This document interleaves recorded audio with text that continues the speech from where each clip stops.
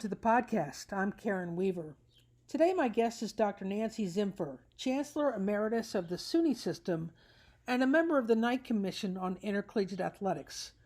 With nearly 463,000 students in 64 colleges and universities, SUNY is the nation's largest comprehensive system of higher education. Prior to her position at SUNY, Dr. Zimpher was the president of the University of Cincinnati, where she famously fired head men's basketball coach Bob Huggins, and chancellor of the University of Wisconsin-Milwaukee. She holds 3 degrees from The Ohio State University. As of the middle of August, we have a split in the landscape of big-time football. The medical opinions and the risk tolerance for playing football in the Power 5 this fall varies greatly. The Big Ten and Pac-12 have said they are not playing any fall sports, along with nearly all of Division I, and yet the SEC, ACC, and Big 12 have said that they are.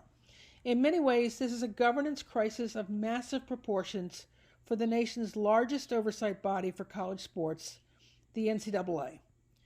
Primarily known for running postseason championships in Divisions 1, 2, and 3, as well as the wildly popular March Madness tournament in men's and women's basketball, the NCAA and its president, Mark Emmert, have seemed out of their element in deciding what direction to provide when it comes to playing college sports on our campuses this fall.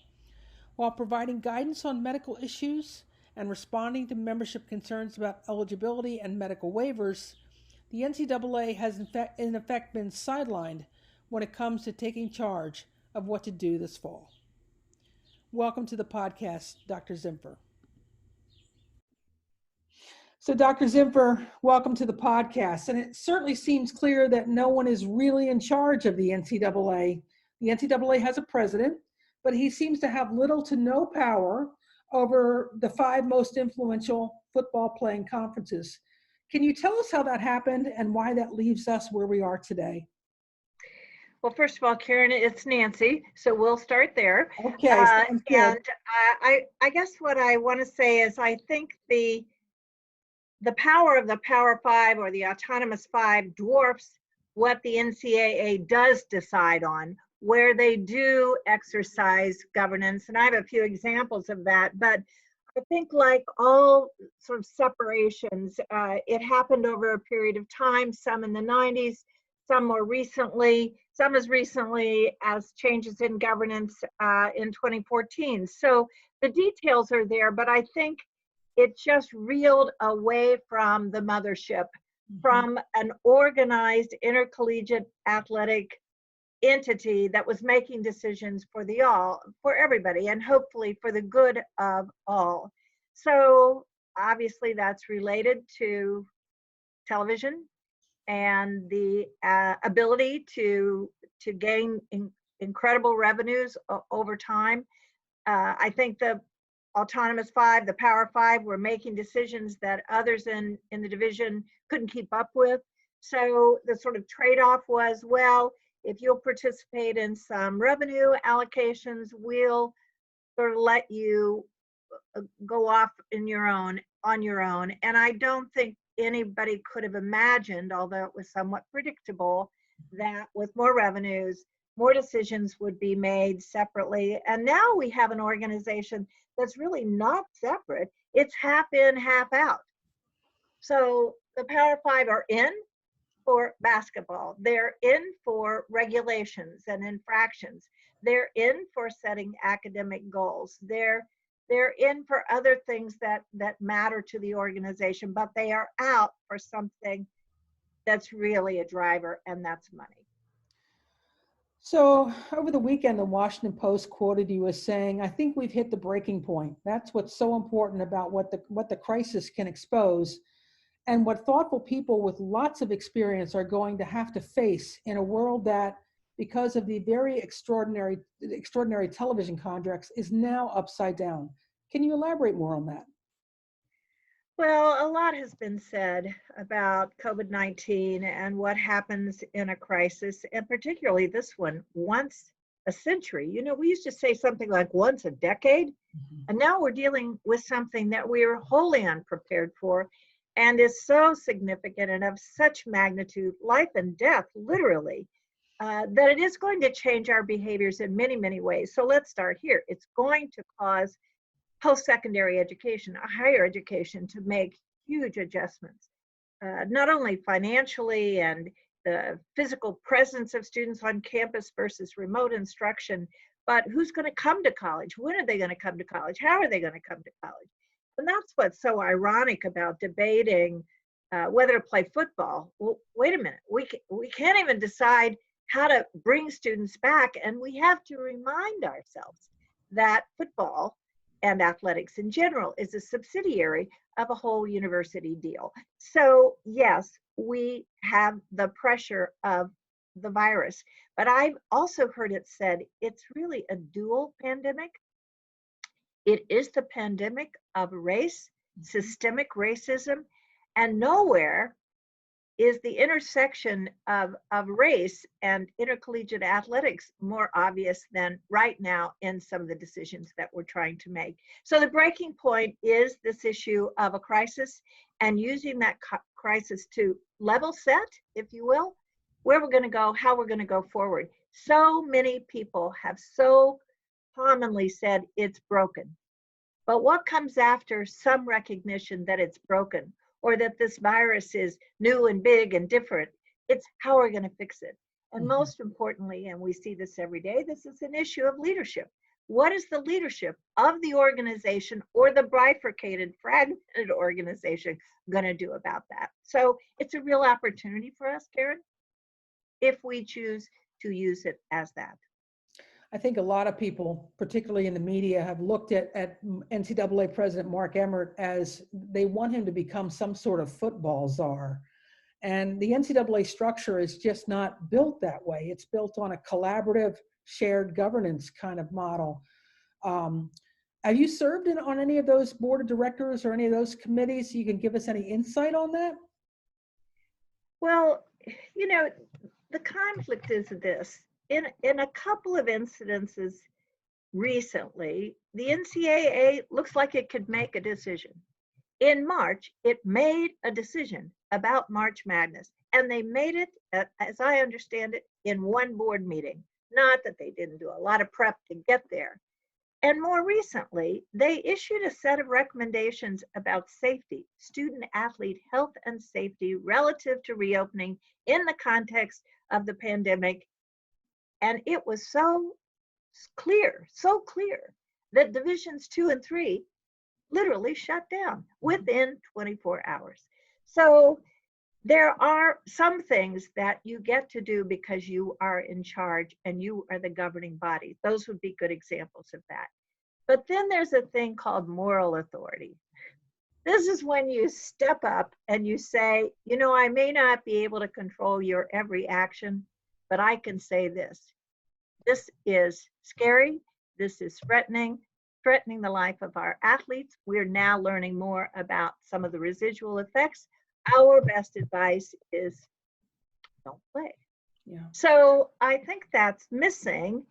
So the tension here is you've got this governance authority, and that only takes you so far. And that's what we're critical of. This is a house, not an order. People are saying nobody's running football. Well, it's being run one conference at a time until we get to the playoffs, in which case the college football playoff seems to make some collective decisions, but they're not doing it now against the kind of leadership that calls out the problem. And I guess that's what we're hungry for. Yeah. I think in a lot of ways we're hungry for that. We want somebody to tell us what we should be doing in the middle of one of the scariest things we've ever faced. Well, nobody's going to get it right, but you do use your best judgment. And I know it's difficult. You know how many people have said to me, aren't you glad you're not still in the driver's seat? And I go, no, I miss the driver's seat. But these are tough decisions. And I think this makes another point. If we were working together, collaboratively, then the organization could come forward and say, you know what? This was a really tough debate, but by golly, we decided together. So nobody's the enemy. It was the leadership. It was, and yes, I was on what was the Board of Governors at the time, and it's been a while. But I did see firsthand how decisions get made. And like any organization, it's tough to get consensus.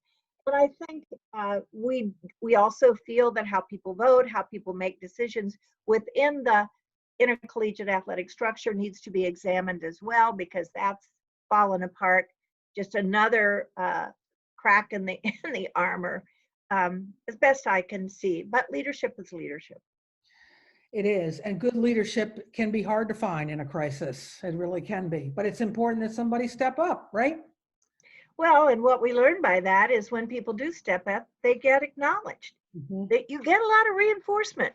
It may be tough, and the social media may take you on, but again, the armor of working collaboratively, collectively toward a common value proposition is what we're looking for here. And this is where the Knight Commission is so incredibly strong. They have not veered since 1989 from the principle of student athlete education, health, safety, and success. I mean, it just rolls off your tongue. This is what we are about. And quite frankly, as a university president, this is what we are about with our entire student body.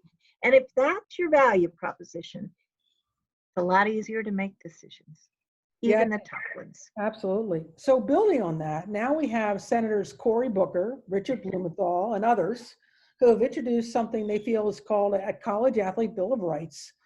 And the college athletics ecosystem has fought off a player unionization effort back in 2014 and 2015. How might this federal effort differ from that, and how does it play into what the Knight Commission is doing? Well, I think hours ago, this Association of Basketball Coaches just announced a coalition of basketball players so that their voice could be heard. And of course, on the Knight Commission, we have very experienced student athletes giving us input. Actually, if we ever took a vote, voting on issues that typically we arrive at by consensus. And I'm no stranger to student leadership. When I was at SUNY, we had 64 campus presidents of student government who all came together into one president of student government who could sit at my cabinet level meetings and input decisions even on the cost of tuition. So it can be done. And we're hearing it from our student athletes, I think emanating out of the Pac-12. And then we have other athletes saying, hashtag, we want to play, but I think they want to play safely. And now, so I think the issue with the congressional involvement is that in a way we welcome their insights and quite frankly their platform. But I think what we have to resolve is the issue of maintaining, preserving as best we can amateur athletics and not move ourselves so far into organized voice that we end up at pay for play or something that doesn't look at all like intercollegiate athletics. So I'm interested, we all are, certainly the Knight Commission is, in this Bill of Student Rights and trying to advise and trying to be helpful. And I hope that in the end we find that happy place where we can give more voice to student athletes now more than ever, and find a way to do it and maintain our commitment to amateur athletics. So you've been an active member of the Knight Commission on intercollegiate athletics for a number of years. Why did you decide to get involved, and what role have you played in this organization? And then can you tell us more about the folks who are involved? Well, it's ironic. I came to Ohio State as a freshman, and nobody could dispute their interest in collegiate athletics. And I left 30 years later to become a university president. And given my athletic experience serving on the athletic council, I remember chairing the search committee for one of the athletic directors. I carried that knowledge to UW-Milwaukee, Division I basketball. And then, of course, in Cincinnati, I had quite an experience there. And that was a full-on D1 Big East conference. So I learned a lot, hired coaches, had a lot of opportunity to mold just to have some influence over the athletic program, quite a bit as president, actually. And then at SUNY, I had everything. I had all divisions and everything you could imagine. So when I was invited to serve, and I think Britt Kerwin's hand was in that, I was happy to do so because I had had the NCAA experience. And I knew a bit about what I was joining, but not as much as I know now about the history of this organization that's considers, I think people consider a thought leadership group. We make recommendations, we give advice, but we study, study, study, and that's about what we're about to do at this time in our history.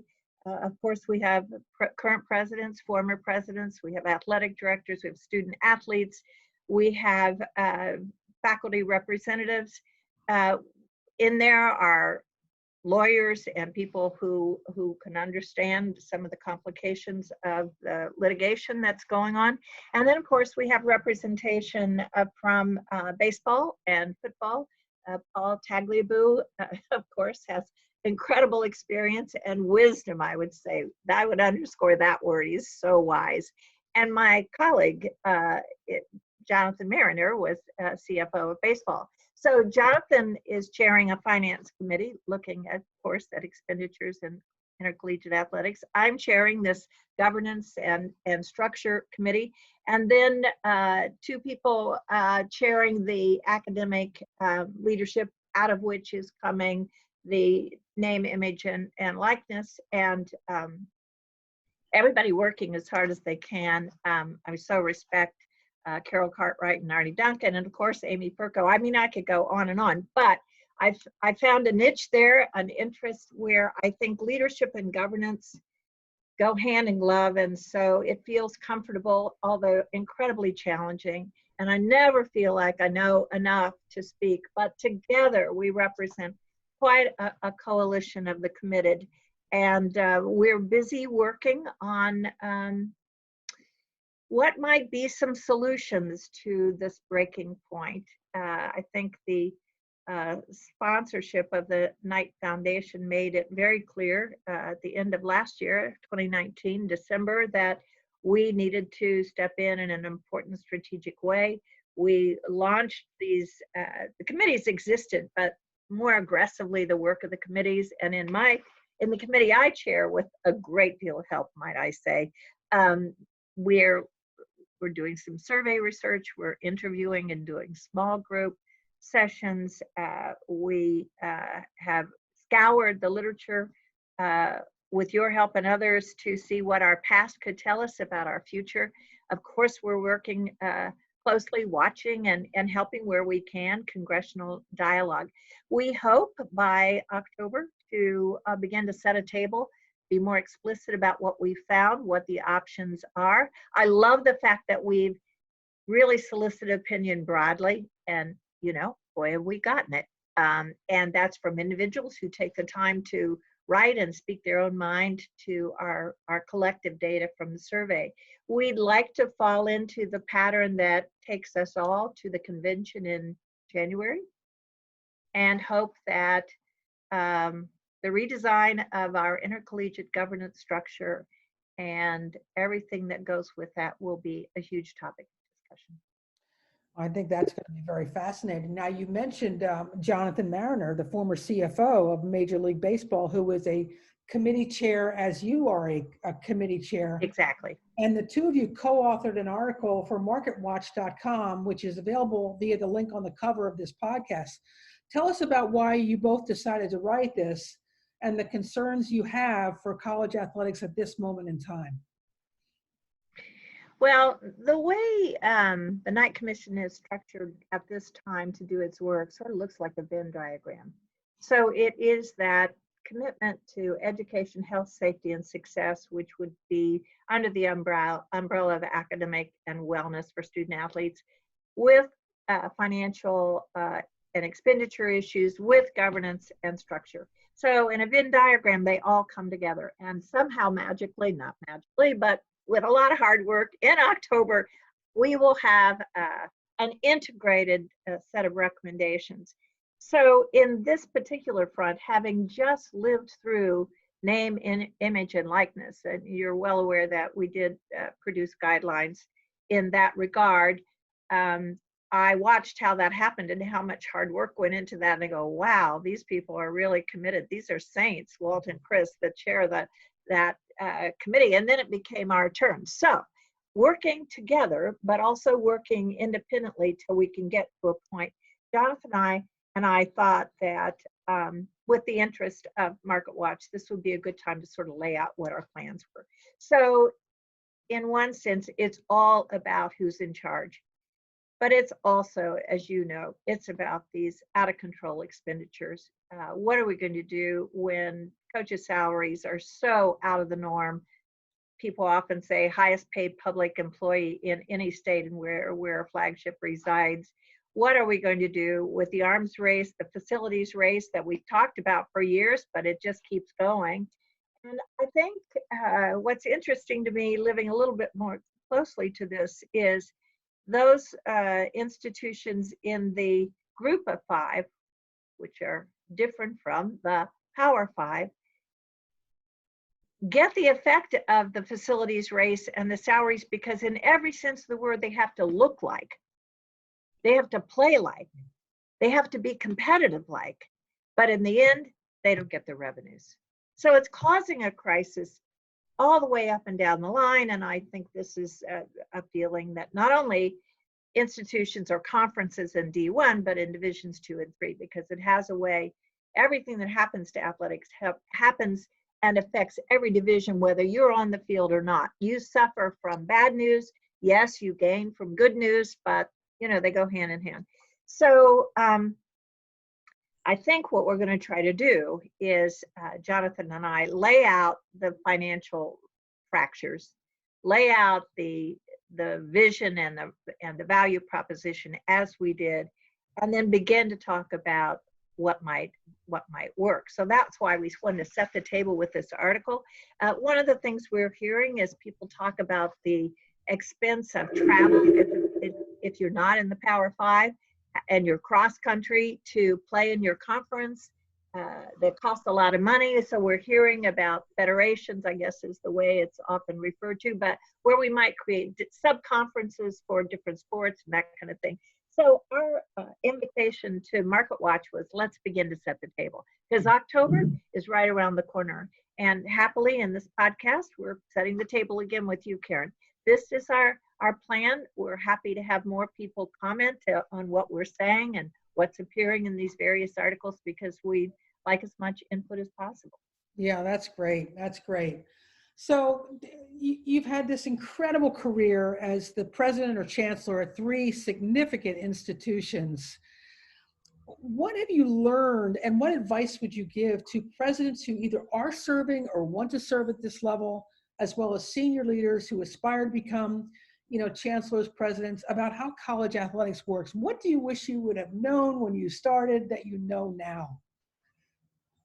Well, in some respects, almost everything.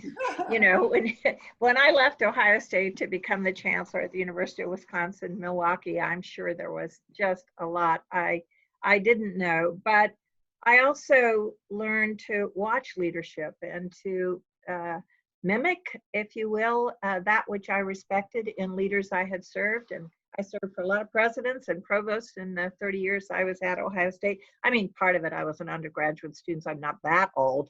But I did watch, I did learn. I came to Ohio State when Woody Hayes was coach, for heaven's sakes. So, and ironically, now I'm leading an institute for people who want to be president. So I can't say enough about how important leadership is.